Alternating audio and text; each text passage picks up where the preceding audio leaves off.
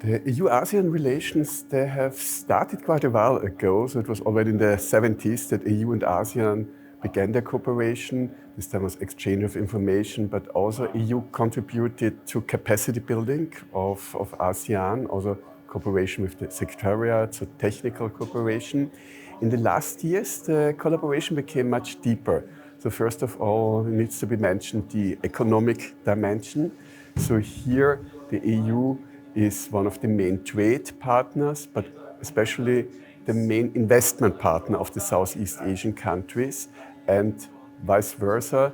ASEAN is one of the main trade partners for the European Union outside the EU, so behind only China and the United States. In regard to security cooperation, I think there is still room for improvement.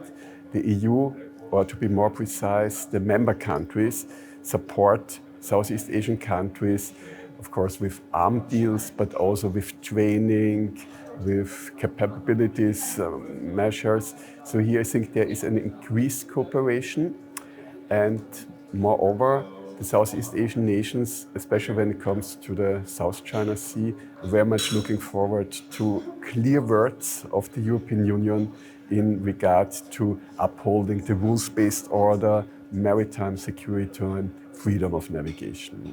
In fact, words are very important when it comes, for instance, of upholding freedom of navigation. So we had the famous award of the Permanent Court of Arbitration of 2016.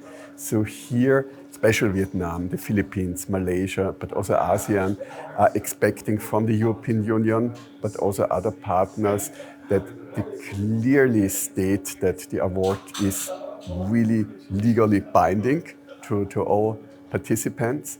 And this is, of course, more than implicit criticism on China's stance, because Beijing argues that this award is null and void and will not be respected by China.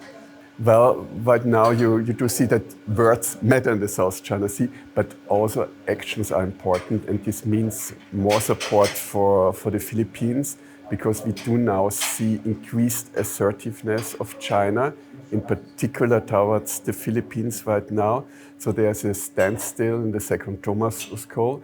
So here I think clear words of the European Union are required, so which means criticism on China's behavior, but also more support for the Philippine Coast Guard, I would argue, which means, well, thinking of contributing to upgrading the capability of the Philippine Coast Guard. This could be arms deals, but it could also be, and I think that's even more important, training measures, joint maneuvers with the Philippines, so sending a clear signal that the EU is committed to uphold freedom of navigation, but to also directly support their like-minded partners in Southeast Asia.